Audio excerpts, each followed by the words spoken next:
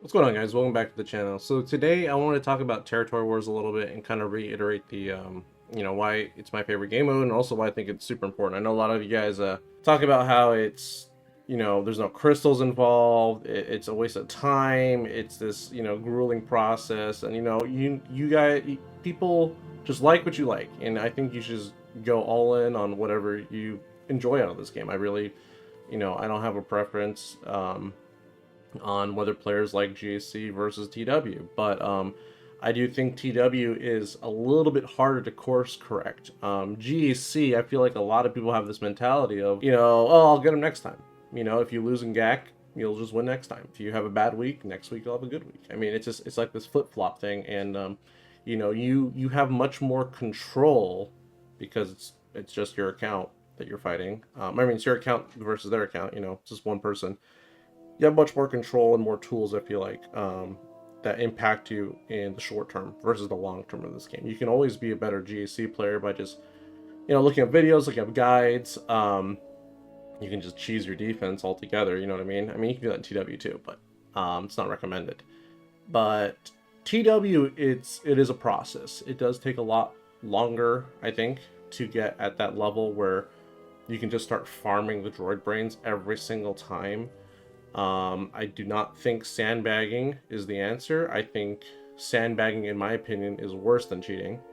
I think sandbagging is the worst thing you can do in this game, and it doesn't benefit anybody. It hurts you, it hurts the other players, hurts the community, hurts the game mode. Guilds that sandbag, I think, are the worst guilds, and we'll talk about sandbagging in another video. I don't want to kind of go on a rant about that, but I want to talk about Relic 10 because that's kind of the topic for today's discussion. We were talking about Relic 10 on the podcast the other day with Songjita, Kin, and Tassanex. And I kind of just want to kind of put the idea out there. I don't want to force anything on you guys about saying you got to start doing this, but just have an idea for a rainy day. So let's go ahead and go in game, and we'll talk about some characters that I think Relic 10 are going to directly impact right away. Let's take a look at some characters real quick. There are some characters in this game where they do benefit based on Relic levels or other characters' Relic levels. Galactic Legends are the first example. You go down to their GL, a Galactic Legend unique.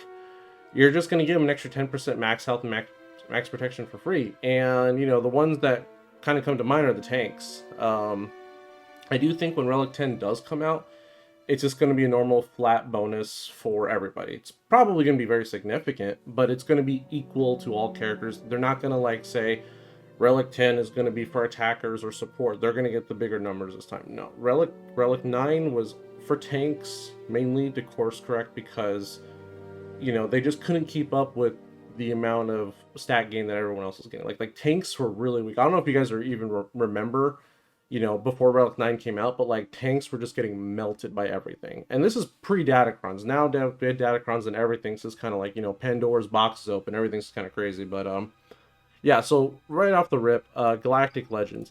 Specifically, we can go over to Ray real quick because I think Ray might be my first R10. Unless I'm in a guild and they're like, we need to do this one R10 first, and follow orders, I guess. But her whirlwind, it scales based off her relic amplifier level. If her whirlwind's gonna hit harder, then yeah, I'll take her to R10. Sure, why not? Give her 10% more max health and max protection too. Sure, yeah, why not? Another character that's more recent that you guys are probably, a lot of people are using is Bane. We can take a look at his leader real quick. All the way this entire wall of text. It's the first time every other non-GL Sith would, get the 30% health, they take a bonus turn, then they die. And then Bane gains 5% max health, max protection, offense, 5 speed, and then an additional 5% max health, protection, offense, and 5 speed per relic amplifier on that defeated Sith allies. So, having a full R10 team of Sith is expensive. Is it worth it? Probably not. But, eventually, maybe we're going to need that bump for Bane to start killing other full R10 teams, Another character that's going to benefit, and this one, not really as much of an impact, is Omega and her Omicron. Her Omicron kind of calls out Relic 10 You know, the start of the battle, all Bad Batch allies. This is for TB, by the way. So yeah, so it's not TW or GC, but at the start of the battle, all Bad Batch allies gain max health equal to 10% of their max protection, right? Yeah. Yeah. Yeah, they gain max health equal to 10% of the max protection, and it stacks up to 100%. So 100%, 10 times 10, that's Relic 10, guys. Then you lose all protection, and they gain bonus health and bonus protection and stuff like that. Yeah, so it scales to R10. I think there might be one other character that has a mention of, you know, scaling to R10. I think it might be, is it Tuskens? Is it Tuskens, or am I going to waste your guys' time? We'll find out. I'm trying to remember how this works. Is it Tuskens? Yeah, it is Tuskens. How did I remember that? I don't even use these guys. For each second momentum removed this way, there's a 20% chance plus 5 per relic amplifier level, max of 50%, so, you know, 5 times 10. Congratulations, we can do math. 50% total, so that's another call out to Relic 10. Obviously, this one's not going to be as significant, but the point is, guys, R10 is going to come out. I spent hours the other day trying to find the data mine where, you know, Swogo events data mined Relic. Well, it wasn't Relic 10, it was a new Relic, like, symbol or Relic something, whatever you want to call it. It was called the Skeleton Key. It was like a little, it almost looked like a blade, just like a little blade that looked like a key. And then there was also three new signal datas. There was like an orange one, there was like a I think like a white one or a light blue one with like red dots on it. And then I think there was like a teal color one. I can't find the post. I looked everywhere. I even looked on Arnold's channel and everywhere, like if anyone covered it. And I was like, dude, no one... I remember when it came out. It's just, I could not find it. So they probably deleted it from their Dropbox because I think, you know, I'm just going to assume they were probably planning on releasing R10, but kind of pulled the plug on that idea. And we haven't, you know, we haven't gotten it yet, but it's going to come out. It's, you know, every time we get a new Relic level, it does kind of reset the meta and reset certain teams. Not a whole lot. It's not like when we had our level cap like years ago where that just changed everything. But, you know, having a new Relic level is going to change quite a bit at the top end, especially at the competitive level. And, you know, obviously all those tactics and those ideas, strategies, they kind of trickle down through the rest of the community.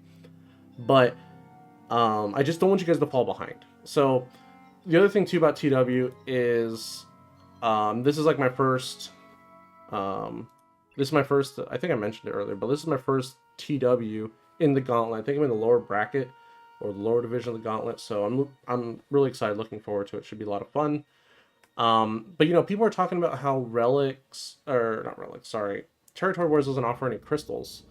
And I kind of disagree. I think it kind of does. So the one thing I want to mention here, guys, we're going to go all the way down to the droid brain section, if I can ever find it. Almost there. There we go. And I purchase these every week, or I try to every week. And I think you guys should also budget some of your GAC winnings to purchase droid brains every week. So my roster is very top heavy. I have a lot of R9s. I mean, a lot of R9s for where my account's at.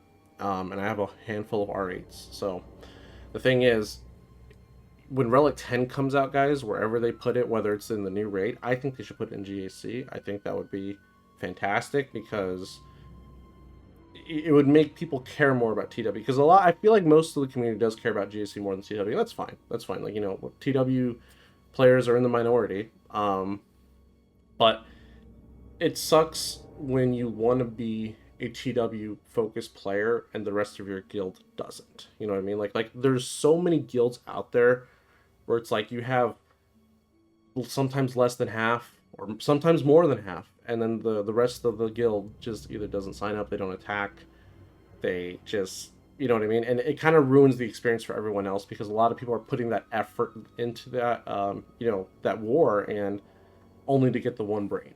You know, it sucks. So I really hope we can get most people on board with TW. That way, when you do lose, you know, you're not going to feel bad. You know, we gave our best shot. Everyone tried. You know, now we know what we need to work on. As opposed to saying, oh, yeah, we lost just because of attendance. Losing because of attendance sucks. I think that's the worst way to lose. But the thing with droid brains, going back to this, I'm sure a lot of you guys have a bunch of arrow magnifiers. I only have 29. Like I try to slap on an R8 or R9 the second I hit 20. Gerda keypads, you guys probably don't have any. This piece sucks. Oh, I'm not gonna lie, that piece sucks, and so does impulse detectors. They suck. But the thing is, you're gonna need to do these again for R10. I'm just trying to get this idea in your guys' head. When R10 comes out, is assuming they keep the same progression track where you have to use the previous materials to do the next level plus the new materials. I mean, you're gonna have to do these again for a character. I mean, like a lot of people are like, yeah, Gerdas aren't bad. You only need 20 of them on a character. It's like that's just for R9. R10 comes out, you're gonna need 40 of those Gerdas. When R10 comes out, you're gonna need 60 impulse detectors. You're gonna need 60 arrow magnifiers to go to R10. I'm not saying from 9 to 10. I'm just saying like 8, 9, 10, like the last 3 levels.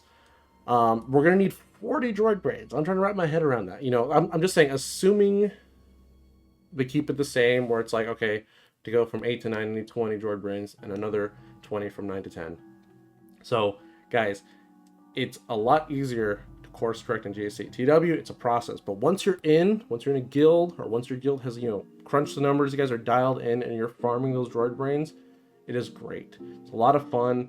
The amount of effort you have to put into the wars kind of goes down a little bit. I mean, there's always going to be those wars where you really have to try, but once you guys crack the code for the way you guys play or the way your guild operates, you just farm it. Just don't sandbag. Sandbagging is not the answer. It is, again, I don't want to talk anymore about sandbagging because I will rant all day about it. It's probably one of the biggest sins in this game. The next thing I want to talk about too is ships. How is Relic 10 going to impact ships? So let's go to .gg real quick. All right, let's take a look at ship stats real quick. Ship stats. There we go. All right, we're going to sort by speed. So there's a lot of ships that are pretty close to speed. And the reason it's so significant that these ships so close is because when you apply Relic 9 to these pilots, Relic 9 does not generate the same speed boost for every ship. It is different for all ships. Some ships get like 3 speed. Some of them get 4. Some just get 1. Some get 2. Some of them have R9 plus an Omi. So when you have these ships that are really close to each other, sometimes when they add, a new Relic level, it might flip-flop.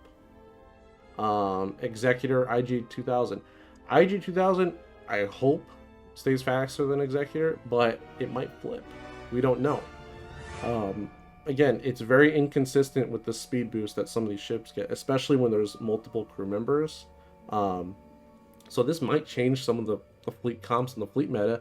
And I mean, I hope it doesn't, because I think that would mess up ships completely. I really hope it just it's the same bump. It's like everyone gets 2 speed, everyone gets 1 speed. You know what I mean? Like it's the same, because I don't want to have happen with what happened with Executor, where, what was it? A lot of people were refusing to R9 their Executor, R8 their whole fleet, because they're like, I need my Cad Bane to be faster than Razor Crest, because I think if you max them out, Razor Crest is faster. Yeah, 191, and Xanadu's 198. So a lot of people have these R8 Cad Banes or R7 Cad Banes, but then their BAM is R5, and they're like, yeah, I want to make sure my Xanadu Blood is going first. And in my opinion, yes, in a perfect world, Xanadu Blood going first would be so much better, because you apply the breach, and then you could do the marked as well. It just makes that much more sense. But I think having the extra health, the extra speed, the extra offense is actually better than keeping your BAM at R5 or R6 and your Xanadu Blood at R7. I would max them out anyways, just for the health alone, health and armor and the defense, because keeping your ships alive is honestly what helps you get defensive holds, not the right turn order. Plus, you might just miss anyways. There's always that 2% dodge chance for ships. But yeah, so like I said, I hope R10 it's just a unilateral +2 or +1 or whatever it is to all ships.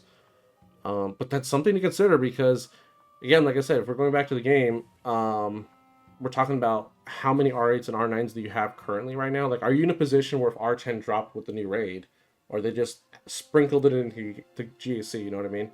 Or something like that, where it's now obtainable. Are you in the position where you can keep up? Because, yeah, I have a bunch of R8s and R9s where I'm right there. Or I guess I should stop saying R8. You have a bunch of R9s ready to go. You don't have the R9s. Um, you know what I mean? Like, I don't know what to say, because it's just gonna be like another arrow magnifier all over again, where you're just gonna stockpile hundreds, if not thousands, of them, and not spend them because you're like, oh, I just don't want to invest in that. And I get it, the gear sucks. Forfeiting hundreds of Gear 12 pieces and Gear 12 Plus, you know, the left side, right side of Gear 12, forfeiting all those pieces over does suck. But again, like I said, it's a process, guys.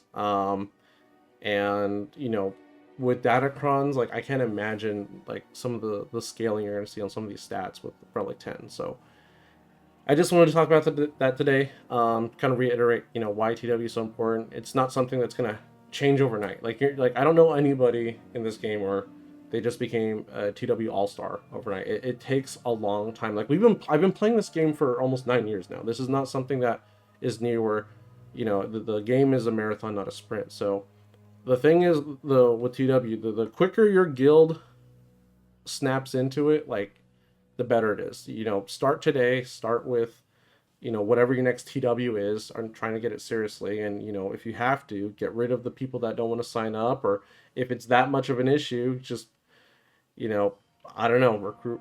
It's hard to recruit too. I shouldn't really go into. Anyways, I'm just gonna start ranting. But anyway, I'm gonna end the video right here.